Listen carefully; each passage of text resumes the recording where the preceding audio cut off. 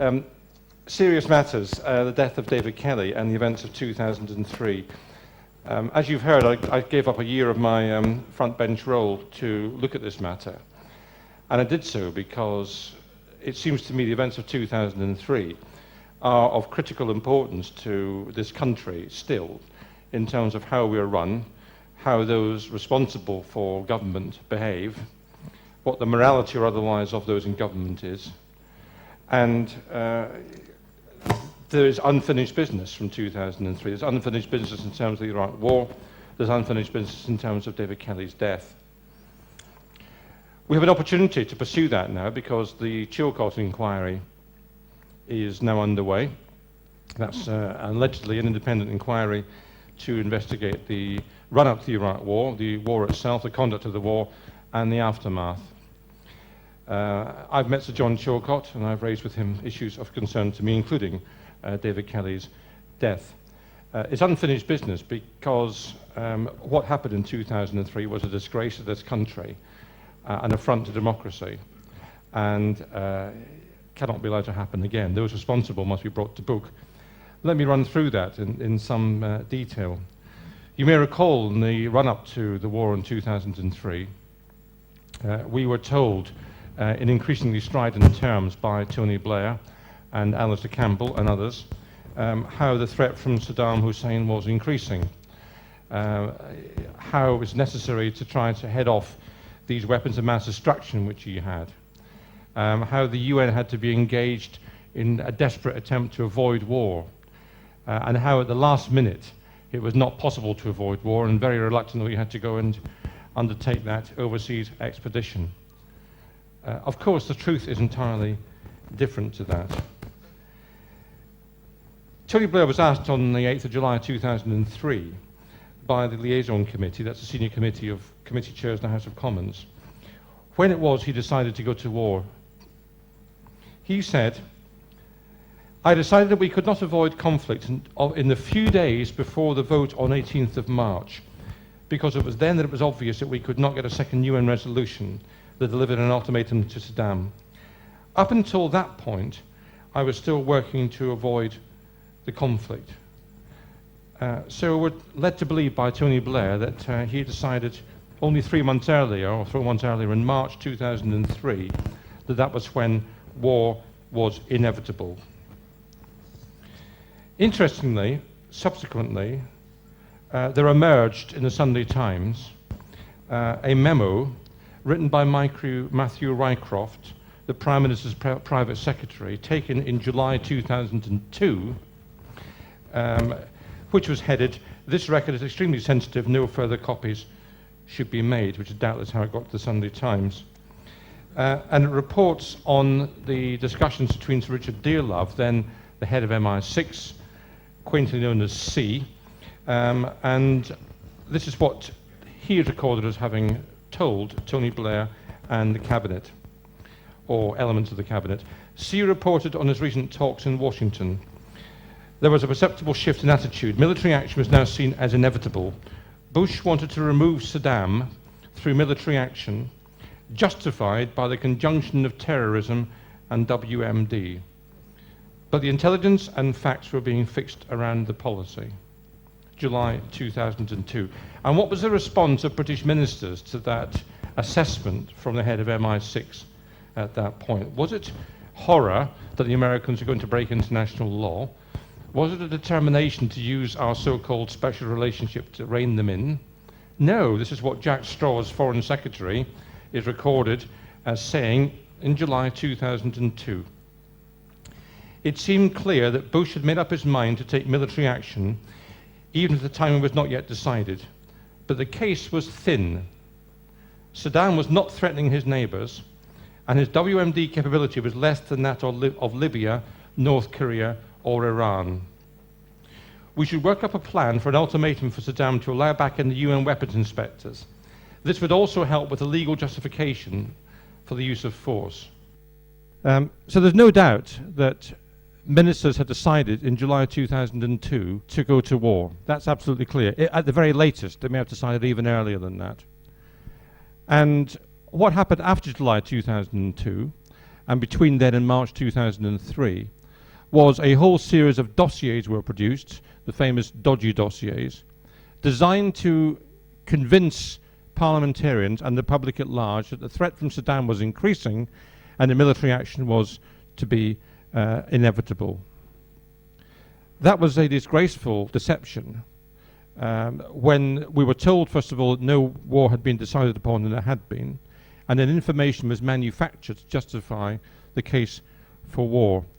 Hans Blix, the UN weapons inspector, subsequently said that the British government had taken the advice from the security services, the intelligence, and had changed question marks into exclamation marks. In other words, they corrupted the system for political ends. Tony Blair, that man again, said to the House of Commons this: there was no attempt at any time by any official or minister or member of Number 10 Downing Street staff to override the intelligence judgments of the Joint Intelligence Committee. That includes the judgment about the so-called 45 minutes. We were 45 minutes from doom, as you may remember, according to the headline in some of the papers. It was a judgment made by the Joint Intelligence Committee and them alone, which is contrary to what Hans Blix subsequently said about the interference. And I'm afraid the evidence is that Hans Blix was correct, because we now know from the various drafts of the dossiers released that each one became stronger than the last, until the last one, which was finally released, was sufficiently strong to serve its political purpose. There were 16 textual alterations suggested by Alistair Campbell. This is the Prime Minister's press officer, remind you, not an intelligence officer, no access to intelligence data. He was suggesting textual alterations. For example, he suggested that instead of maybe a threat, it should be is a threat, which strikes me as not simply presentational changes, but changes to the whole thrust of the document. When it was quite plain in the initial drafts that London was not threatened directly, the 45 minutes related to battlefield conditions, the explanation that it related to battlefield conditions was removed, thereby allowing the Sun and the Evening Standard to run headlines 45 minutes from doom. Sir Roderick Braithwaite, you may not have heard of him. Sir Roderick Braithwaite was the former chair of the Joint Intelligence Committee. And this is what he wrote in the Financial Times subsequent to the war. A spectre is stalking British television, a frayed and waxy zombie straight from Madame Tussauds. This one unusually seems to live and breathe. Perhaps it comes from the Central Intelligence Agency's box of technical tricks, programmed to spout the language of the White House in an artificial English accent.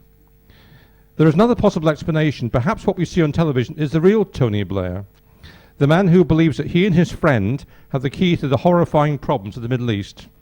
Mr. Blair's prime responsibility is to defend the interests of his own country. This he has signally failed to do. Stiffened opinions, but often in the wrong, he has manipulated public opinion, sent our soldiers into distant lands for ill-conceived purposes, misused the intelligence agencies to serve his ends, and reduced the Foreign Office to a demoralized cipher because it keeps reminding him of inconvenient facts. He keeps the dog, but barely notices if it barks or not. He prefers to construct his foreign policy out of self-righteous sound bites and expensive foreign travel. And may I remind you, that was the former chair of the Joint Intelligence Committee, the senior body of officials looking at intelligence for the government. Tony Blair has never been held to account for that. He has, in a matter beyond satire, where does Private Eye go now, been appointed, of course, as a Middle East peace envoy.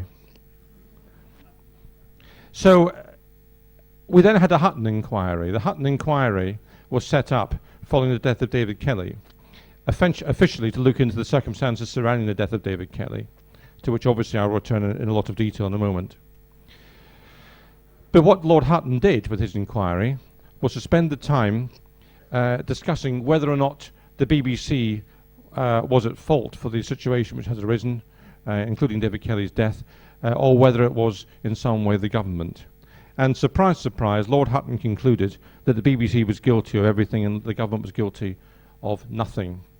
It was the most disgraceful so-called inquiry I think, in this country's history. So disgraceful was it that when we had the results published in January 2004, it forced the resignation of Greg Dyke, the Director General of the BBC, Gavin Davis, the Chairman of the BBC, Andrew Gilligan, the reporter who'd been involved in the story, and led to that spontaneous demonstration of BBC staff as they walked out of Television Centre and stood there defending Greg Dyke in a manner which reminded me of nothing so much as the Prague Spring of 1968 in Czechoslovakia. It was the nadir for the BBC. And then we had the vomit-inducing sight of Richard Ryder, the BBC's number 2 to the Director General, coming out to make the most obsequious apology to the government for what the BBC had allegedly done. What the BBC had done was report the facts. That's what they'd done. There was a marginal error in Andrew Gilligan's report, but essentially the report which caused so much fuss when he reported that the dossiers had been sexed up, that report was essentially correct. But all those people at the BBC resigned. Nobody from the government resigned over the Iraq War. Nobody. Not the Prime Minister, not the Foreign Secretary, not the Defence Secretary. Nobody. That's the kind of country we have to live in at the moment, and this is why this is unfinished business. We cannot ever allow again a government to behave in that way and to get away with it. And the Chilcot inquiry gives an opportunity at least to bring, in political terms, those responsible for that desperate period to book. But then when that report was published in January 2004, and it was clearly so far wrong that it generated ridicule and disbelief in equal measure from the public at large, I wondered if he was so wrong on the issue of the BBC versus the government, whether he was actually right on David Kelly. Because David Kelly, whose death had prompted this whole business, had rather been forgotten in the inquiry. The inquiry centred, as I say, largely on the government and the BBC, and poor old Dr. Kelly didn't feature very much at all. There then appeared a number of letters from eminent and highly qualified medical experts in The Guardian and other newspapers, disputing the suggestion that David Kelly could have died in the way that Lord Hutton described, and suggesting, in fact, it was clinically impossible for him to have done so. Those letters worried me, and I began to look into the matter. And the more I looked into the matter, the more concerned I became. I subsequently wrote an article for the Mail on Sunday in July, I think, that year, 2004, and it generated the biggest response of anything I've ever done in politics. About 1,000 people contacted me by email, letter, telephone.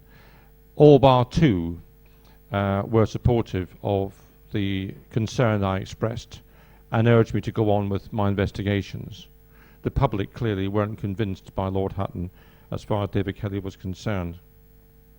And as you've heard, I took some time out from my party's front bench when the opportunity arose to look into the matter, and the result is this book, The Strange Death of David Kelly. Let me now turn to the events surrounding David Kelly directly from July 2003. David Kelly had been cleared over a long period of time by the Foreign Office, though less so by the Ministry of Defence. He occupied a curious position of really acting for the Foreign Office, but being technically line managed by the Ministry of Defence. He'd been cleared by the Foreign Office to engage in discussions with journalists, to give off-the-record briefings, and this had gone back many years, and therefore for him to meet Andrew Gilligan, as he did at the Charing Cross Hotel, was not out of the ordinary. And he gave him background information, not for direct attribution. What changed, of course, was that the allegation that the government had deliberately sexed up the dossier was highly charged and went to the heart of the case for the Iraq War and the government's behaviour. It was a charge which is essentially proven to be correct subsequently. Anyway, when that was first broadcast, Alistair Campbell and those around him went ballistic and declared war on the BBC and sent large numbers of letters to the BBC on a kind of hourly basis demanding apologies and retractions and everything else. Part of the strategy was to then, I think, involve David Kelly on the government side, whether he wanted to be involved or not. He had gone to the Ministry of Defence to say, I think I might be responsible for this story, inadvertently or otherwise.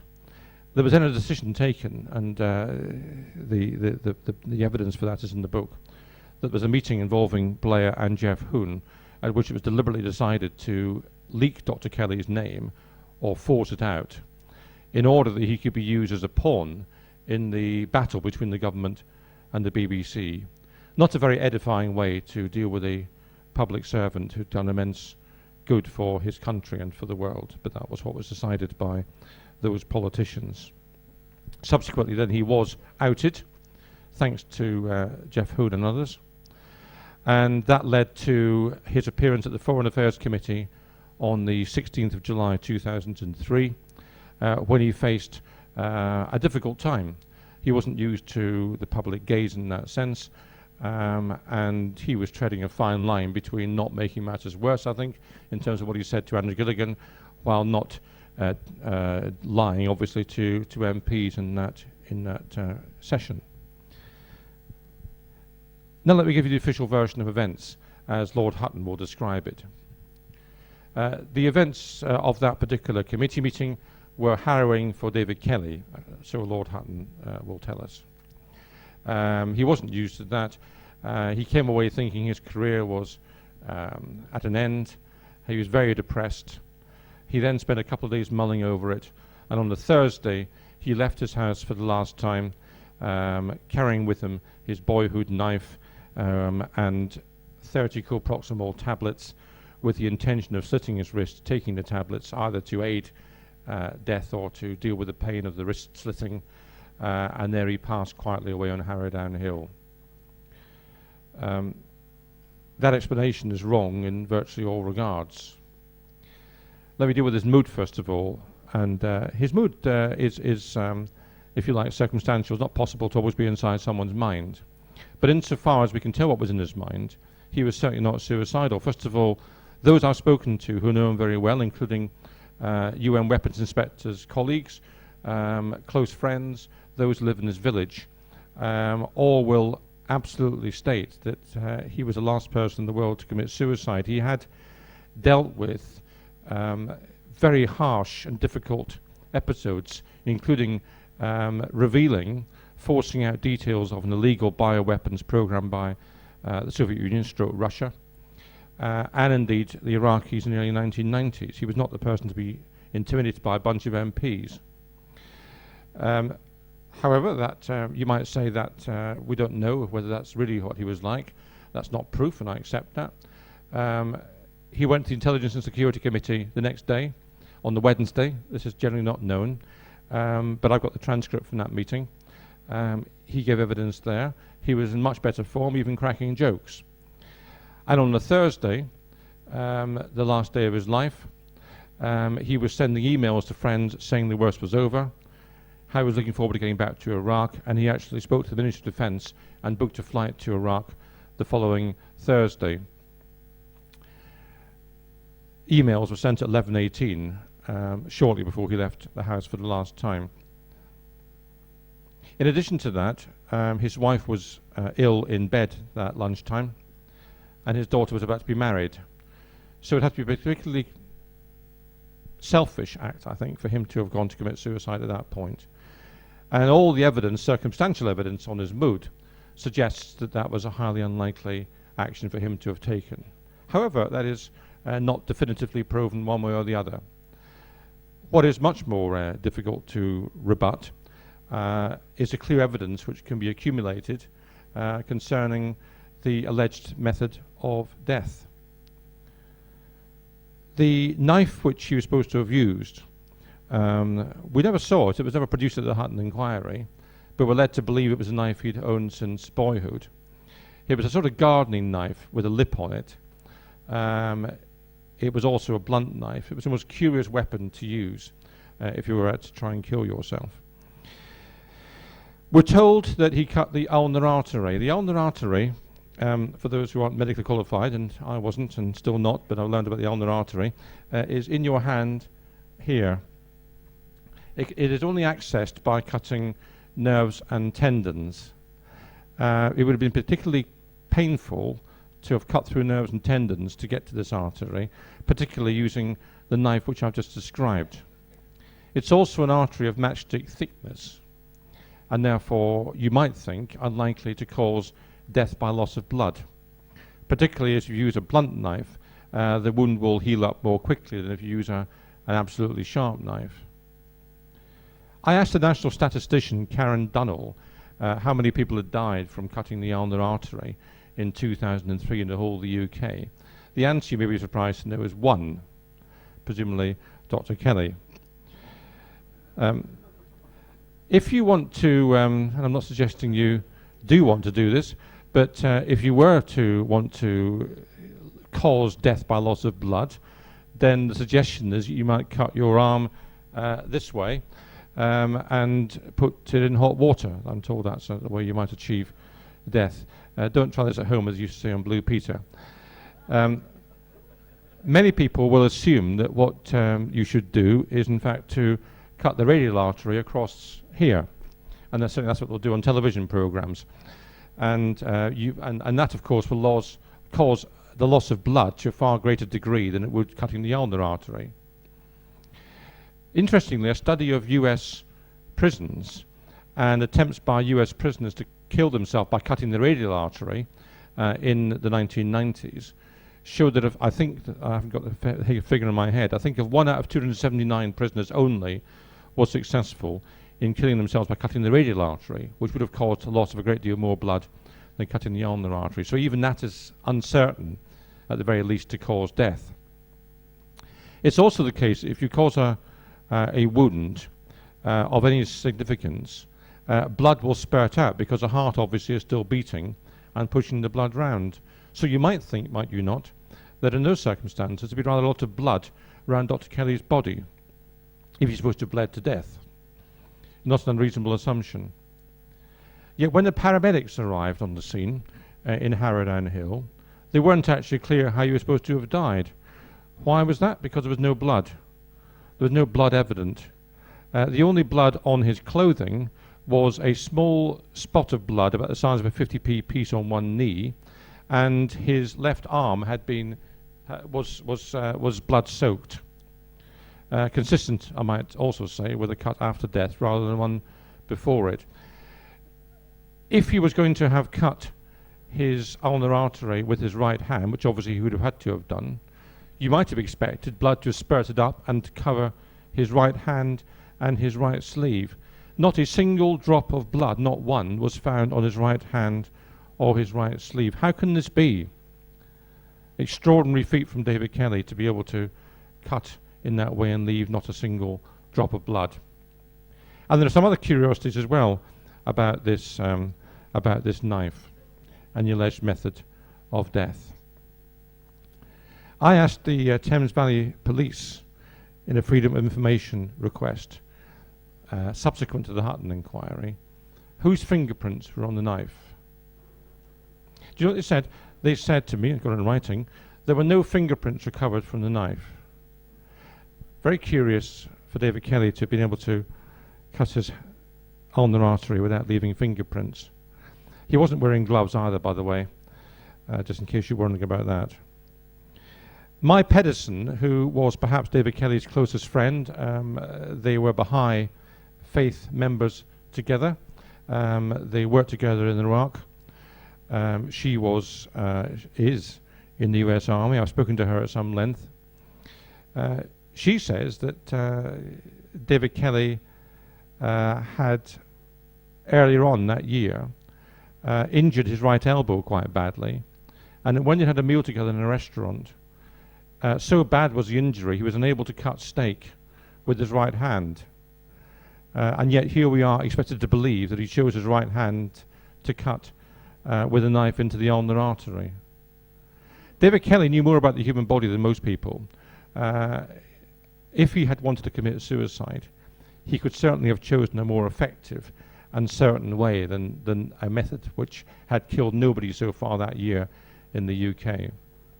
It is inconceivable a man of his knowledge and intelligence would opt for such a clumsy method to try to kill yourself. Now, we're also told by the Hutton inquiry that a contributory factor to his death was the ingestion of coproximol tablets.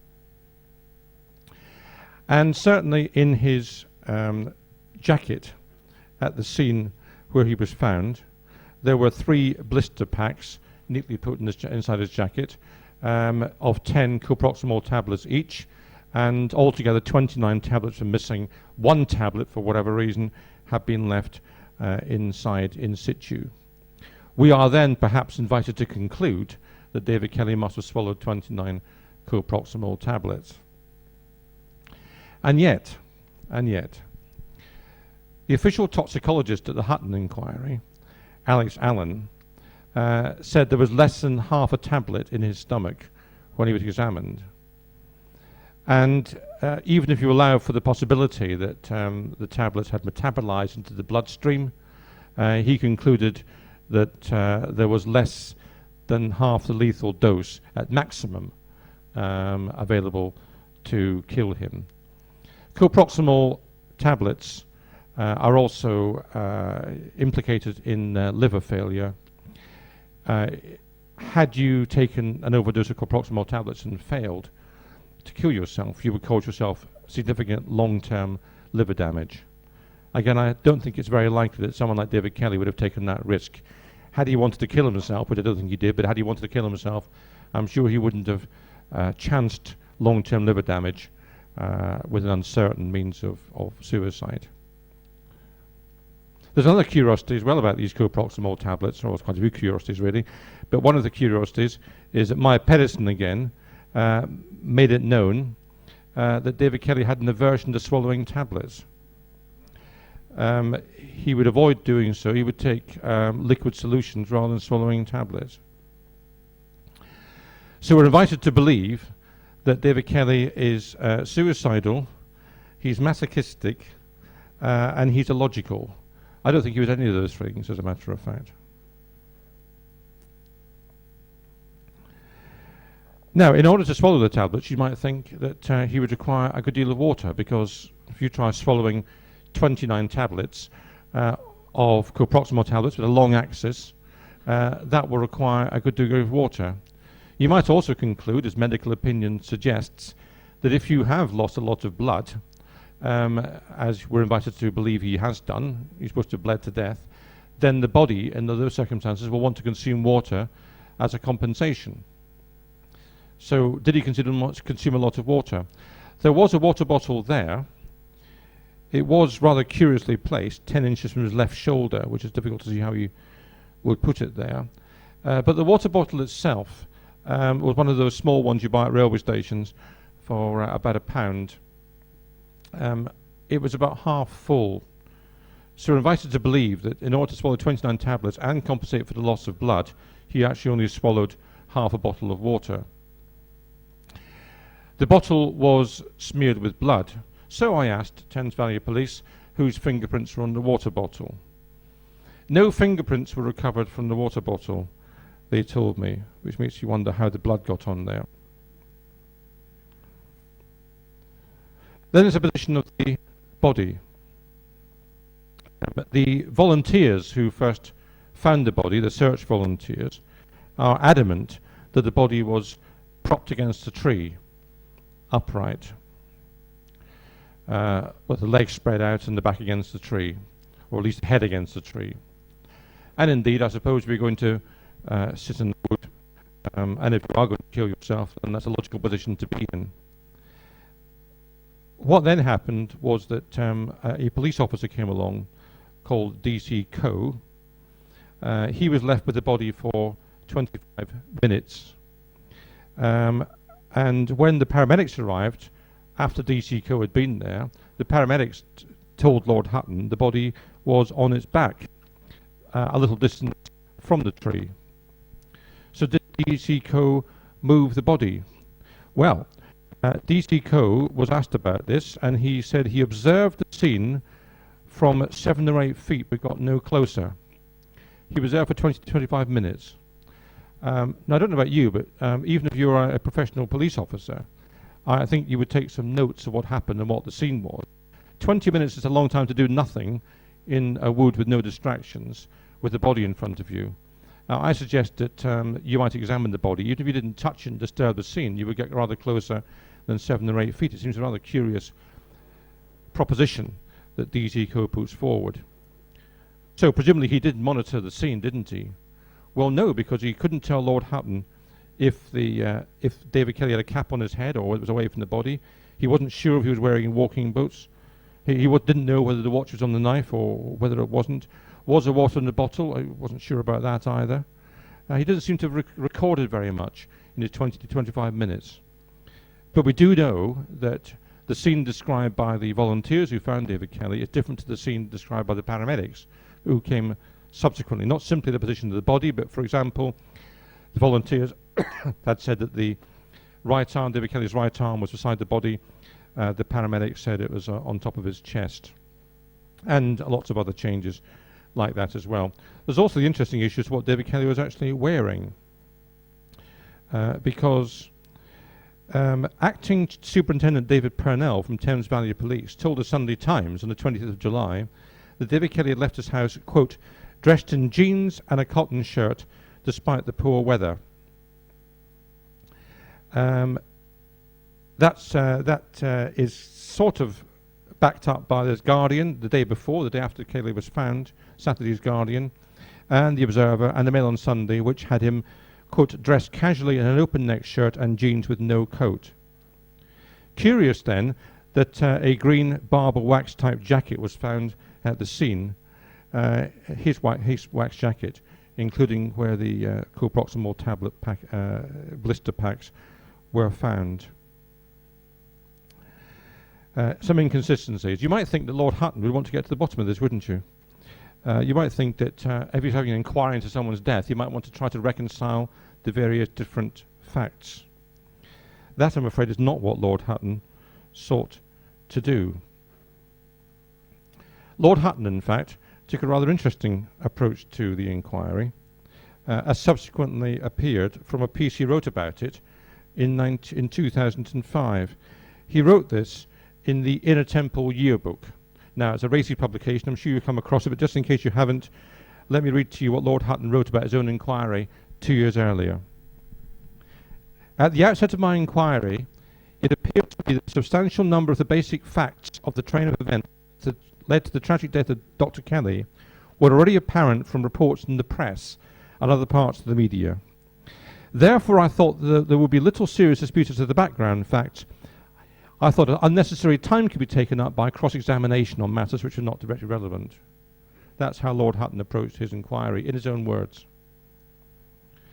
And therefore, when the police gave conflicting evidence, as they did, about where the body was, what he was wearing, where the water bottle was, how many police officers even were there, because they're all matters which the police themselves contradicted themselves on, what did Lord Hutton do about that?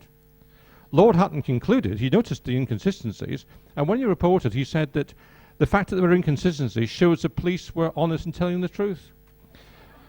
Because, this is the reason why, stay with it, this is the reason why, because if the police had all said the same thing, he would suggest they had concocted the story.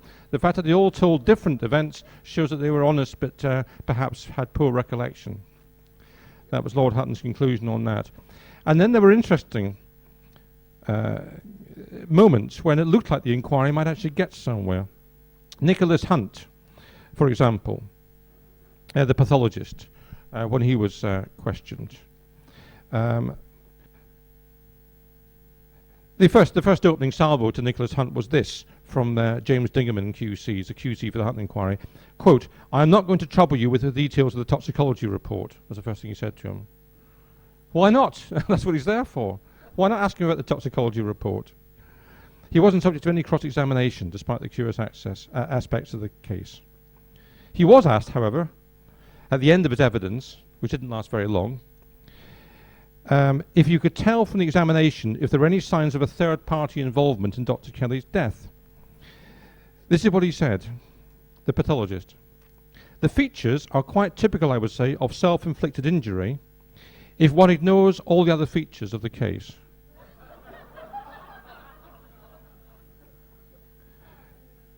So what happened then? Was Dr. Hunt asked what those features were? No. Thank you very much. That's what happened then.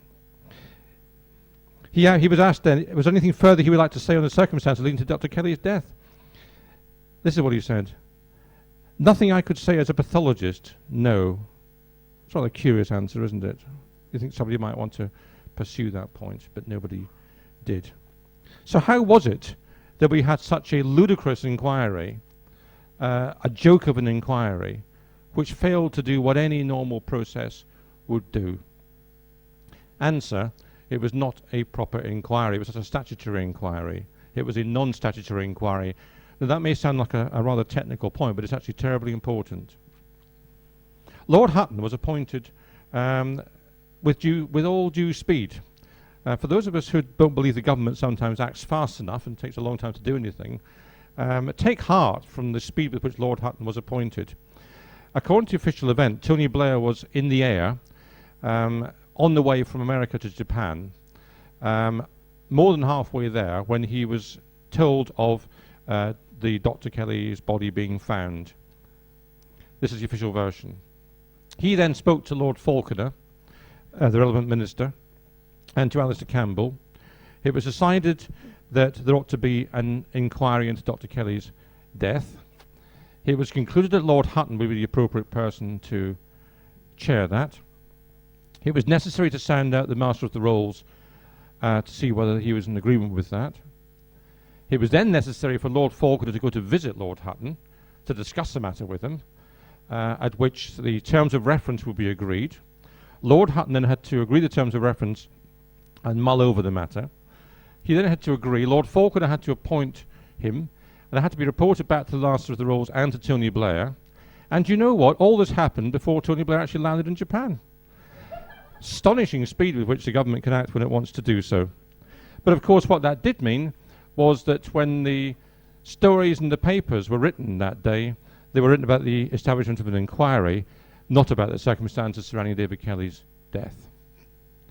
A very convenient change of direction.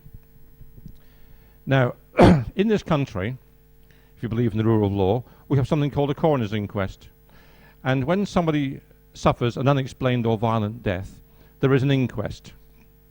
That inquest is established under proper procedures, long-established proper procedures, at which, for example, people give evidence under oath, they can be subpoenaed to attend, and the normal safeguards of a court procedure will apply.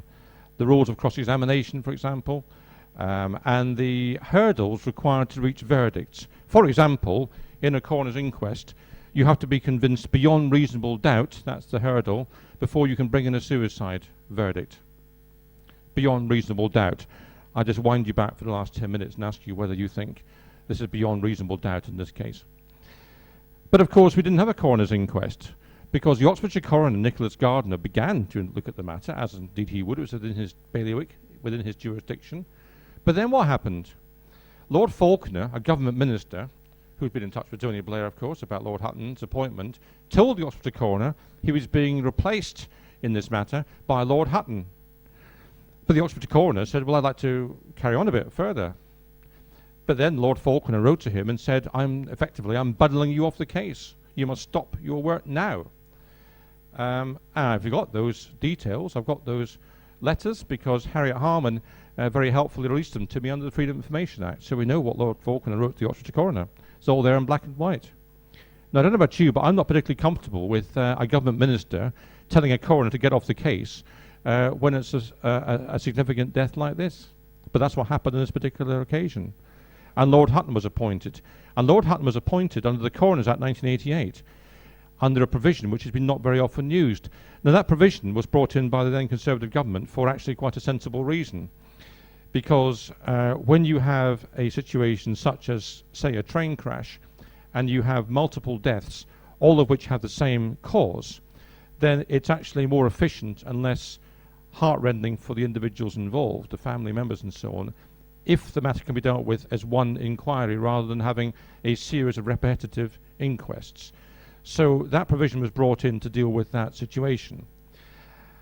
On every occasion, there haven't been very many, it's been 4 or 5, on every occasion since then, when that provision has been used, there have been multiple deaths, except for David Kelly's. And on every occasion when that's been used, the coroner's inquest has been replaced by another statutory process, such as the 1921 Tribunals Act, with the same legal safeguards, except in the case of David Kelly. And what we had with David Kelly was a non-statutory inquiry with as much legal formality as my talk to you here today. No more, no less than that. So Lord Hutton didn't have the ability to summon witnesses. He wasn't required to summon witnesses. There were key witnesses who didn't attend. Mai Pedersen, who told us about David Kelly's aversion to swallowing tablets, who had information about his state of mind, being his closest friend, who knew that he damaged his elbow and couldn't cut with a knife shortly before he died. Thames Valley Police told Lord Hutton she'd nothing of interest to tell him, so she wasn't called to give evidence. The police officer in charge of the inquiry, Alan Young, wasn't asked to give evidence. He didn't appear at the Hutton inquiry. He wasn't even mentioned. I found out afterwards he was a man in charge. We didn't even know he was there. Didn't know he existed until then. And other key people weren't invited to attend either. So we had a partial inquiry in terms of those who turned up. We had an inquiry where there was no proper cross-examination, as demonstrated by some of the many loose ends which have been left hanging. And we had a so-called inquiry where people were not under oath, they could not be subpoenaed, they could, if they wished to, lie with impunity. That is not a satisfactory way to deal with perhaps the most controversial and sensational death of this century, but that is what happened. And in addition to that, as I've mentioned earlier, Lord Hutton in fact spent relatively little time on David Kelly and a great deal more time on the BBC. That is a disgrace of a process and needs to be remedied. Now there's one more thing about the coroner, because the coroner was effectively told that he did have one last duty, which was to issue a death certificate. So he issued a death certificate which gave the reasons for death as incision of the ulnar artery and ingestion of coproximal tablets and potentially a complementary cause related to hardening the arteries or some heart condition, which, by the way, had not been picked up when David Kelly had a medical shortly beforehand and it was unknown to his GP. That certificate was issued, I think, on the 14th of August 2003. Lord Hutton's inquiry had been in place for less than a week, and none of the evidence relating to David Kelly had been heard. So one might conclude, what was the point of Lord Hutton's inquiry if the death certificate had already established the cause of death? One might also conclude, what was the point of asking the coroner to issue the death certificate if Lord Hutton was about to look into the matter? Either way, that cannot be squared as a process. And I would suggest to you that the conclusion that Lord Hutton reached in his ludicrous and informal inquiry is, in legal terms, unsafe and cannot be sustained. So I'm in no doubt at the end of that, looking into all that, and I've only frankly touched the surface and with the matter today. There's a lot more detail in here, which is even more, I hope, compelling. I concluded at the end of that there was no other conclusion that could be reached than that it had been murdered. It clearly wasn't suicide for the reasons I've given. It clearly wasn't a natural cause, and it clearly wasn't an accident. So that's the only explanation which you're left with. Now that's a very uncomfortable conclusion to reach. It's also a rather dangerous conclusion to reach for someone who's a member of Parliament, because it's outside the normal comfort zone which we operate in.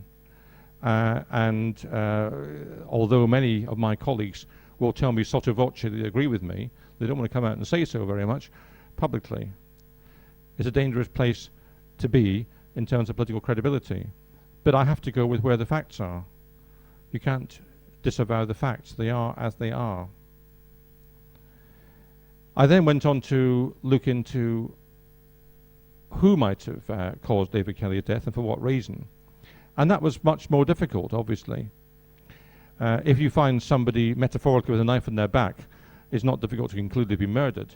It's much more difficult to establish who's done it. My investigations took me into contact with members connected with the security services, both in this country and America, with UN weapons inspectors, with people in his own community and his own village, with others who had something to say. And my Mail on Sunday article, which I referred to, had in fact generated about 30 responses, specifically providing new leads or new information about David Kelly's circumstances, which was useful to be able to take forward. There isn't an obvious person or body responsible. Now, I've, in my book, gone through and identified what I think happened. And I think the key to understanding what happened is to ask why it is that he was found as he was in Harrowdown Hill. If you accept, as I hope you do, that he did not inflict those wounds upon himself and that they were not the cause of death, then the key question is why those wounds were inflicted, why it was that the ulnar artery was cut, why it was that the impression was given that he had committed suicide, why was it a strange death. And the only logical answer to that is that it was an attempt to make a murder look like suicide. That's the logical explanation for that. And as someone in the KGB once said, any idiot can commit a murder. It takes an artist to commit a suicide. And I think there's some evidence of that there. Why would you do that? Well, the book goes into some detail as to who might have been responsible and dismisses those theories. For example, I don't think it was in the interest of the government of the day to have Dr. Kelly killed. I don't rule out that possibility, that governments do behave in that way on occasions. I spoke in part of my inquiry to Wouter Basson. Wouter Basson is, as you may or may not know, the man who was engaged by the apartheid regime in South Africa to develop weapons, first of all to be able to kill people without it being detected, and particularly to be able to kill black people and not kill white people. That was his task. He had a lot of money and resources to enable him to do that. If you want to read about it, it's all there in the Truth and Reconciliation hearing, which are being published in open session by the South Africans as a result of what Nelson Mandela put in place around the turn of the century. I spoke to Wouter Basson. His view was that, well, first of all, he knew David Kelly and said he wouldn't commit suicide, but he also said to me, if you think Western governments don't have the capacity to commit assassinations, then you're naive. So, you know, I'll leave that with you. You can make up your own mind about that. But there was no obvious political motive for Tony Blair and his colleagues, whatever else they did, to have been responsible for David Kelly's death. It caused a storm for them, which may have led to the downfall of the government. So it's difficult to see what motive they would have had in that matter. Others may have had other motives, and I go through that in the book, and I explain to you in there why I've reached a conclusion which I have. I'm conscious of the time, and also I want to bring some people in for questions, so let me stop there. But let me just say what I want out of this process and why I'm doing it.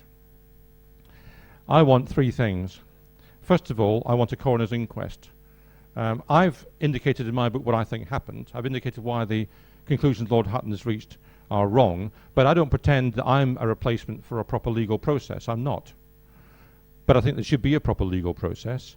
I think if we don't stick to that basis in law, then it's a very dangerous road we go down. So there should be a proper coroner's inquest. Secondly, we need a proper and full inquiry into the Iraq War. I hope that John Chilcot will provide that. And I'm certainly more hopeful, having spoken to him, that he might get somewhere nearer it than Lord Hutton did.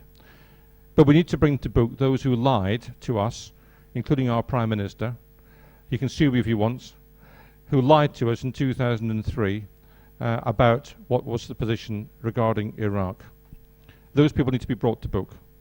And thirdly, I think given what David Kelly did to make the world a safer place, and the service he did to this country and to the world, it would not be inappropriate if there was some posthumous recognition of his work on this planet. It is perhaps ironic that when he was found, which, by the way, I forgot to mention, was just after Parliament had gone to recess for a number of months, so we couldn't ask any questions about it. When he was found dead in the woods in a rather sad way, Tony Blair was receiving 17 standing ovations from the US Congress for giving some sort of moral justification to George Bush's illegal war in Iraq.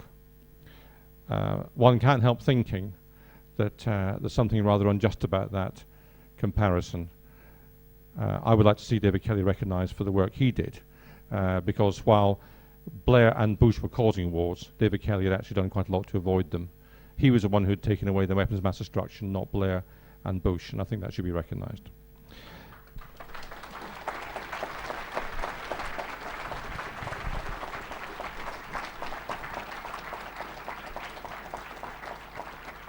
Well, the Hutton Inquiry has always sounded to me like the best written comedy since the Keystone Cops. I always find it, but I'm curious as to what happened to his poor wife and daughter. I know as a widow myself that it's awfully difficult to get past that. The poor lady, how can they possibly move on after such a horrendous experience? Well, first of all, I would say the Hutton Inquiry is probably, in my view, a tragedy rather than a comedy, although I do understand the point you were making about it. It was certainly farcical in terms of how it was constructed. I'm going to answer almost every question very honestly and openly, but I'm not going to answer that question very honestly and openly because I don't think it's appropriate in a public session to talk particularly about his wife and his daughter, except to make the observation, as anyone would, that that was a horrendous experience for them. Not just to lose their husband and a father, but also to do so in circumstances which were in the centre of the media firestorm, and to have to deal with that and to give evidence of the Hutton Inquiry and so on. So I think we all should feel deeply and desperately sorry for the family there. I do refer to Mrs. Kelly and her evidence to the Hutton Inquiry in my book, and let me just leave it like this. I would invite you to read that and draw your own conclusions. Tony Blair and others completely wound Parliament round his little finger. How do you propose to avoid any further inquiries to be simply dismissed? And how do we bring Tony Blair and others to justice, including MI6 and MI5, who are party to this? I don't know whether MI6 and MI5 are party to it. In fact, the evidence is that they were very unhappy with the way that the government was misusing intelligence, and Richard Dearlove and others were going around Fleet Street effectively making clear that they were distancing themselves from the government before the events. So which doesn't rule out potentially rogue elements in the security service, but I think the security services by and large behaved quite properly, I have to say, during this episode. Look, we've always had a position whereby governments of the day try to manipulate things in their favour. If you go back and watch Yes Minister, which, as I say to people, over time, for me, becomes less comedy and more documentary in terms of what it says, you'll see that there are discussions there about fixing inquiries in one of the episodes there. And they say in one of those episodes, the key is, Hacker says, the minister, can we fix the judge? And Humphrey says that the key is not to fix the judge, it's to choose a judge who doesn't need to be fixed. And I think there's some element of truth in this particular case. Don't lean on someone, just get someone who's going to reach the right result for whatever reason it may be. Now, the difference with Campbell and Blair, I think, is that they pulled every lever they could much further than people had pulled it before. They exercised no self-restraint in that. And they did what they could to get away with things, when others might have stopped at some point through some self-control. How do we deal with it? Well, I hope the Chilcot inquiry will deal with it. Blair will be required to give evidence. I hope Campbell will as well. And I hope Chilcot will be robust in that. Certainly, there's an appetite for him to be robust. It's easier for him to be robust. There's some distance from events now. 6 years have gone by. The people who are responsible are no longer in government. Jeff Hoon, Alistair Campbell, Blair, they've all now gone. Jack Straw's still there, but the rest of them have all gone. And therefore it's easier in a way for Chilcot to rock the boat than it would have been in the immediate aftermath.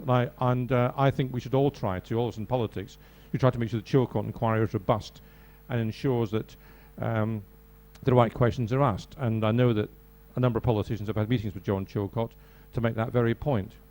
As to how we stop it happening in the future, I think that's about the relationship between Parliament and the executive, partly. In our country, we have far too much power for the government of the day and not enough for the Parliament. We need to try and change that balance. by making sure we control, for example, select committee chairs and matters like that. It's also about the Freedom of Information Act, and that is absolutely key to a civilized and working democracy. You have to be able to find out what people in power don't want you to find out. You have to be able to do that. Ignorance is impotence, information is power, I think, as George Orwell said. We have to have Freedom of Information Act working better than it is working now. To be fair to the government, they brought in the Act, and it has been successful in some regards.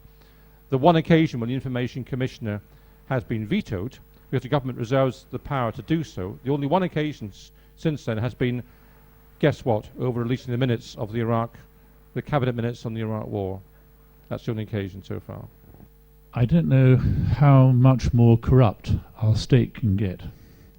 We're reaching, I hope we're at the nadir. But I would like your comments about the police part in this. You know that I wrote about Kelly in December 2003, the Morning Star, and I spent thousands of hours with my colleagues on this. But you see, you say, you got this from the Freedom of Information Act, that you asked Thames Valley Police about the knife, and they said there was no fingerprint on it. Now the police decided they chose not to bring the knife to Hutton inquiry. They knew there was an inquiry about his death, although it was peripheral, the brief he was given, the circumstances surrounding the brief. But there is another piece of police evidence which was withheld as well, as you know, which you haven't mentioned. There's too much detail in 1 hour. But that was that the search helicopter picked up no infrared image at 2:30 on the morning on which he was found. Now those are two absolutely key pieces of evidence. Now, in a letter that I wrote with Stephen Frost, my doctor colleague, and Chris Burns-Cox, I stated this was a conspiracy to pervert the course of justice. I think Stephen tempered it slightly with could be considered as. But I should like your opinion about whether it was a conspiracy to pervert the course of justice, which I think it is, and what you think should be done about it, because we shouldn't let the arm of our state which investigates criminal acts off at all. Thank you.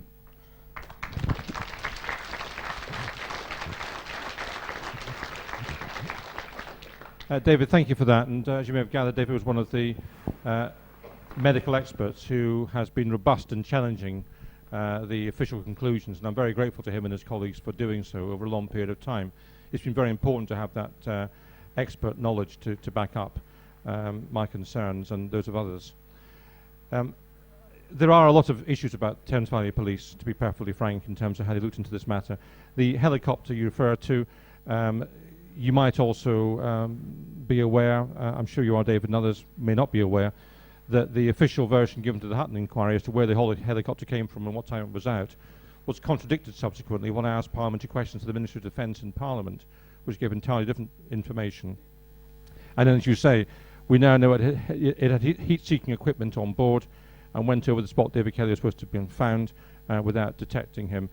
We also know that the helicopter gave up just as it became light, rather than perhaps being more logical to carry on when it became light. Other elements of the police behaviour, when they came to Mrs. Kelly's house at about midnight, having been summoned, the first thing they did was search the house, not unreasonable perhaps, in case it's a reasonably big house, I suppose. He might have been there somewhere. What was less reasonable, however, was that they seemingly failed to pull together any sort of sensible search and rescue attempt. There's an army base nearby, could have been invoked. Given David Kelly's profile, one might have thought that would have been appropriate. None of that was attempted. But the police did come back, of course, to Mrs. Kelly's house in the middle of the night, ask her to leave her house and stand in the garden while they searched the house again in the middle of the night. Why would they do that? We put a dog through the house. Why would they do that? It can't have been to find Dr. Kelly, so one has to conclude the police were looking for something else. There are a whole range of problems with the police and the way Thames Valley Police approached this matter, including the inconsistencies in evidence I've referred to. I think the way into this, though, is the coroner's inquest. Because I think if the coroner's inquest is held, it cannot possibly reach a conclusion that this was suicide. It cannot reach that conclusion. It can either reach a conclusion that there was murder, or it can reach a conclusion that it's an open verdict at the very least.